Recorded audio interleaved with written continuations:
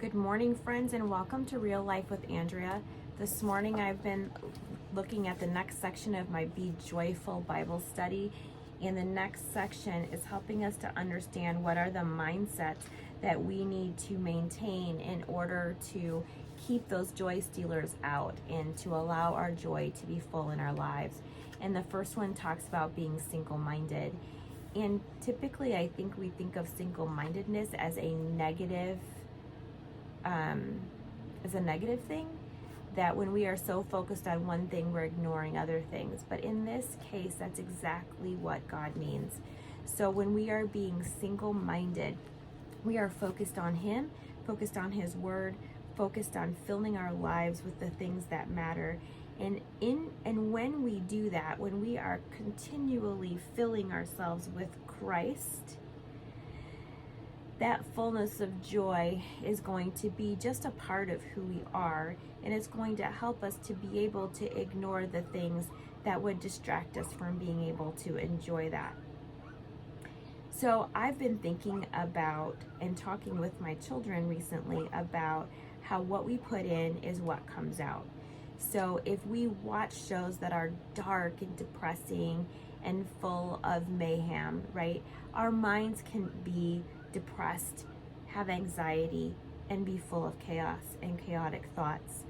But when we put in things that are more wholesome and we start thinking on those things, we have a air about us that is more light. So in that very simple explanation about something that is worldly, that example applies very much to our lives. So when all we're putting in is the world, what is going to come out is the world. And so I want to read a section from Proverbs chapter 4 to you today, and let's see how fast I can find that. And it's verses 20 through 27. My son, give attention to my words. Incline your ear to my sayings. Do not let them depart from your sight. Keep them in the midst of your heart, for they are life to those who find them, and health to all their body. Watch over your heart with all diligence, for from it flow the springs of life. Put away your deceitful mouth, and put devious speech far from you. Let your eyes look directly ahead, and let your gaze be straight in front of you. Watch the path of your feet, and all your ways will be established. Do not turn to the right nor to the left. Turn your foot from evil. And so here in Proverbs, it talks about that single-mindedness, that staying on that straight and narrow path. And the way that we do that is to know God's Word. He's given us this tool for us to be able to just continue to fill ourselves of things from Him, to meditate on His Word day and night.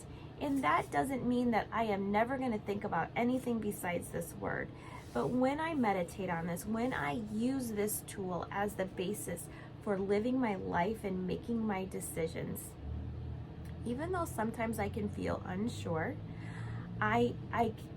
you'll feel that difference in your heart, knowing that you might still make a mistake, but it's coming from a place of God. It's coming from a focused place of faith.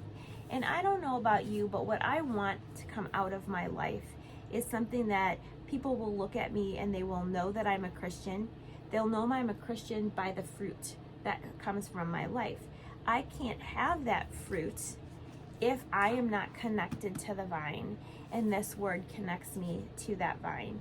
So having that single-mindedness that says everything that I do, all of my thoughts need to be in line with God's Word, with what God has for me, is something that I want to strive for.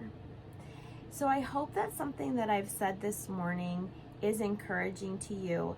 And let me tell you, friends, my close friends and family who are watching this, they often comment to me, wow, what you say on there sounds really great, but you don't always live that. So I want you to know, friends, that I struggle just like you do with living a life that is full of faith, that when people look at me, they will always see Christ in me, that they will always see that fruit of the Spirit. And friends, it is not as easy as I make it sound.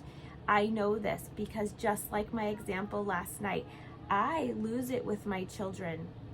And I will say that when I spend more time watching TV than meditating on God's Word, even filling myself with words that are based on the Bible, and we don't want to neglect this for this, but this is still good. When I am focused on how am I going to live my life according to God's Word, with those fruit of the Spirit in mind, with that love of Jesus in mind, then even though I make mistakes, there is that sense of grace and mercy that I feel flowing to me, which then flows from me. So again, friends, I hope that you have been encouraged this morning. This is a really great book. If anybody's interested, it's from the book of Philippians. It's by, oh, you can't see that, Warren Wiersbe. And it's really been very thought-provoking for me on the subject of being joyful. And if I'm not joyful, what's going on in my life that's keeping me from being able to experience that joy? I hope that you all have a great day. I intend to, and we'll see you soon.